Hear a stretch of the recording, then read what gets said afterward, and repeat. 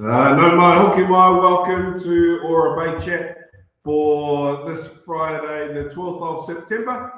Ko Farah, aho. I'm running the show solo today. My partner in crime, Jackson Rubin, is currently at the Tauranga Domain setting up for tomorrow's Karaka double header. So it'll just be me today, and we've got lots to get through. So coming to you today on the show, we've got the under-18 girls kicked off their campaign, so we'll talk about them. The under-18 boys were also at the same location. We'll talk about their results. The Toa and the Nafa are deep into their show, so we'll have a look at them.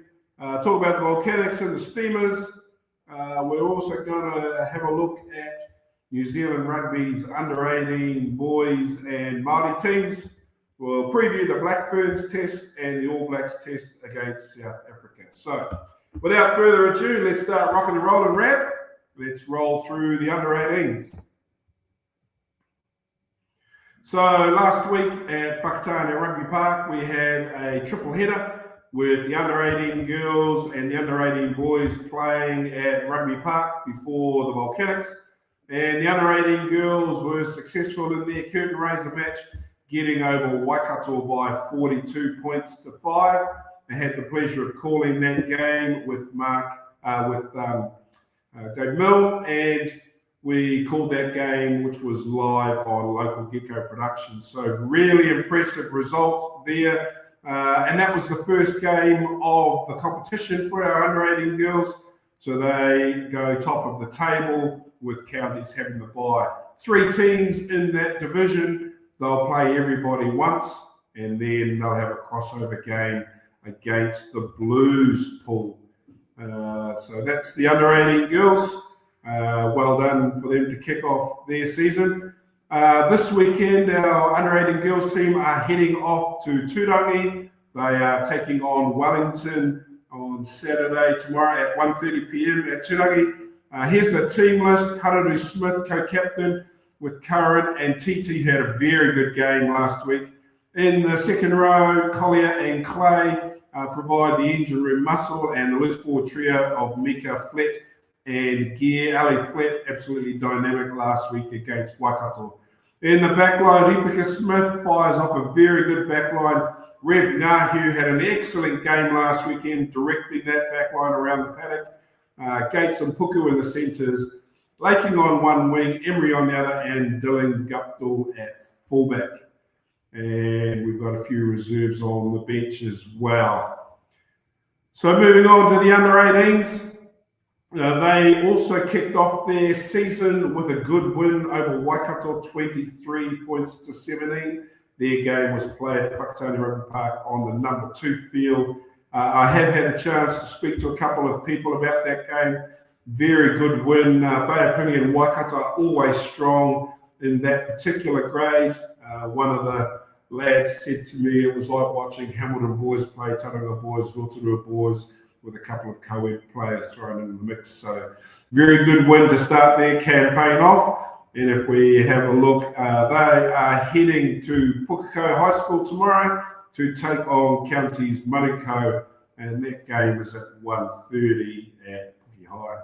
Here's the team list that's running onto the field tomorrow. Smith, Horan, and Kupita in the front row. Breton Charlton in the engine room, and the loose forward trio of Mailulu, Wasp, and Silikoro. The back lines, Red and Spice. Jack Woolsley in the centres, Heke McGarvey, Malachi Emmett. On the wings, Raku Raku and Tu Tafava, and Tommy McCoy brings out the fullback. A very exciting impact bench, and that match kicking off 1:30 at Pukekohe High School. Moving right along, we just have a quick look at the table. The Auckland Girls, which is Auckland's third team, which play in our Chiefs pool, they sit top of the table due to their big win over Counties Manukau last week. Bay of Plenty second, Waikato third, and Counties Manukau yet to get off the mark. Excuse me. Moving right along, the tour last week and the NAFA both headed to Auckland. Unfortunately, the tour come up against a very strong Auckland under-19 team and went down 36 points to 7. I have it on good authority that both the Auckland Development and the Auckland under-19 teams are heavily laden with the Ponsonby under-21 side, which was victorious in the under-21s competition. Also, the Ponsonby Premier Men and Premier Women won both their grades. All three teams defeated Marist, so we can see why the Auckland under-19 boys team going so well with so many successful Ponsonby players in the side. We have a look at the table. Bay of Plenty sitting just outside the top 3 on 12 points, with Auckland, Waikato and Northland above them. Moving on, this weekend, both teams are at home. The Ngāwha and the Toa will take on North Harbour at Blake Park, 12 p.m. and 2 p.m. respectively. So those games are kicking off just across the road from where I'm sitting right now at Blake Park in the number 1 field. And as we have a look at the Ngāwha, very good win last week at ORA Domain over the Auckland Development team, 31 points to 28. That game was a tough encounter by all intents and purposes, and the Ngāwha team are going very well indeed. And if we have a look at the Ngāwha table, we'll see they're sitting on the top with 20 points. Counties Manukau in second on 15. North Harbour in third on 14, with Auckland Development on 12. So it's a very good competition to be involved in, because a lot of these players will be filling the holes in their NPC teams when injuries come about. And we will talk about that in a moment. Excuse me as I battle through this cold. Moving on, the Volcanics had a very tough day at the office last week in Whakatane Rugby Park. 88 points to 5. The scoreboard's not very flattering, but one bright shining star in amongst that game, Kōkako Raki, absolutely outstanding in a losing team. She tackled, she carried, she broke the line. A very good prospect moving forward, and she well deserves the Women of the Match title from last weekend. Congratulations, Kōkako. And as we have a look at the table, Manawatu sit on top of the Farah Palmer Cup Premiership, thanks to their win last week. Waikato in second, Auckland third, and Canterbury round out the top 4. Counties Manukau still have a mathematical chance of making the top 4. Bay of Plenty and Hawke's Bay are well out of Premiership contention, but both teams take each other on tomorrow in the Battle of the Bays, and they will be looking for a win, because in essence, the team that wins that clash between the Volcanics and the Tui tomorrow at 11:35 at the Tauranga Domain will remain in the Premiership for 2026, with the loser being relegated. So let's take a look at the Volcanics team for tomorrow. Very powerful front row with Mugabe, Connor and Mulu. The two wharakuras locking it up, so congratulations to those two to partnering each other. A very good loose forward. Great to see Tennille Fitzgerald come back after a long injury spell. Excited to see what she can bring. Delamere gets another positional change to number 8. Halfback is Danny Irihei, who did well off the bench last week. But Atakingi leads that back line around with Raki and Williams in the centres, Rogers and Tahere on the wing, and Cheyenne Copeland at fullback. On the bench for the Volcanics, Tihore, Reed Stowers, Tangetu Ranapia, Grace Carl, Sela Muataane, Georgia Broughton, Asher James, and Taylor Kingy. So very exciting, and looking forward to that match tomorrow, 11:35 at the Tauranga Domain. All right, let's move on to the Steamers. We're on to the Steamers. And if you're like me and you had a great Father's Day last Sunday and then you plonk yourself down on the couch to watch this on Sunday afternoon. What an absolute blinder of the game. The Bay of Plenty Steamers too strong for Taranaki, 43 points to 17, in what can only be described as an absolute bullying of the Bulls. 4 bonus point tries by half-time in their new alternate strip too, by the way, so they looked very exciting. And 3 of that team have made the Bunnings Team of the Week. Josh Bartlett, Naitoa Akoi, and Vivini Lasanga, who made that starting team. We don't pick that team, but by Jingo's, the team went really well last week in their alternate strip of white.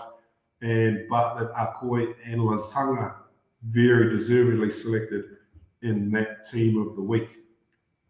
Have a look at the table, and this table has been done before last night's opening match of this round, so it doesn't take into account Northland's win over Wellington last night. So the table before the beginning of this round, the Steamers were in 3rd place, based solely on the fact that they head-to-head over Taranaki beat them. So points doesn't come into play there. But it's a very log-jammed table with 4 teams on 20 points. The Steamers, Taranaki, Hawke's Bay, and Tasman. So not all of those teams are going to win this round, and so there'll be a sorting out of that. At the bottom of the table, you've got our 3 teams from the Greater Auckland area, Auckland Counties, Manukau, and North Harbour. So you can take that what you will. Let's have a look at the Steamers team to run out tomorrow and the Battle of the Bays. Up front, Kumuro, Eklund, and Mafaleo, great front row. In the engine room, Akoi and Jai Knight, who's taken all of the opportunities that he's been handed with 2 hands. The young fella from Mount Maunganui College doing exceptionally well. He's growing and growing. If we can just chuck 10 kilos on his chest, we'll have a barnstorming and dominating second row running around. The loose forward trio has been unchanged most of this year. There's been a change though. Joe Johnston comes in for Vivini Lasanga. Jacob Norris and Nico Broughton are going well on the sides. The back line's had a bit of a reshuffle. Juddy is at halfback. Cashmore comes into first 5. Seamus Bardol and Lalomelo in the centres. Tamiro Armstrong gets his first start of the year, and making his debut, Kelly Lasanga on the right wing with Cole Forbes at fullback. The reserves, Colosse Barton and the 2 Vakasiola brothers with Semesi Paia, Vivini Lasanga, Charlie Sinton, and Tane Craig Ranga. A 6-2 split, so we can expect to see a bomb squad rolled out tomorrow when Waddy pulls the trigger and lets the spark plugs on the bench run rampant in that second half. Okay, I'll just take a breath. One of the downsides of doing this on your own, you got to do all the talking. I'm going to have a look now. New Zealand Rugby just announced the 3 under-18 boys squads that are going to assemble during the school holidays. I'll highlight the New Zealand Māori under-18 first. Tariki Rogers and Bronson Vanderhayden from Rotorua boys. Congratulations on your selection into the New Zealand Māori under-18s team. And in the New Zealand secondary schools team, we've got Cody Renata and Jake Hutchings, also and Hunter Weaver, all from Rotorua boys. So that's 5 boys from Rotorua boys selected in those 2 of those teams. A testament to their performance during the year and culminating in the win of the national top 4 competition. So congratulations, Rotorua boys, and to all of those boys who have been picked in those 2 squads. All right, coming up on your tallies over the next couple of days, the Black Ferns take on France in the Women's Rugby World Cup quarterfinal. That game is live at 12 a.m. on Sunday morning. two Bay of Plenty representatives in this game. Stacey Waka starts in the centre position, and how good was she last week in that final pool match?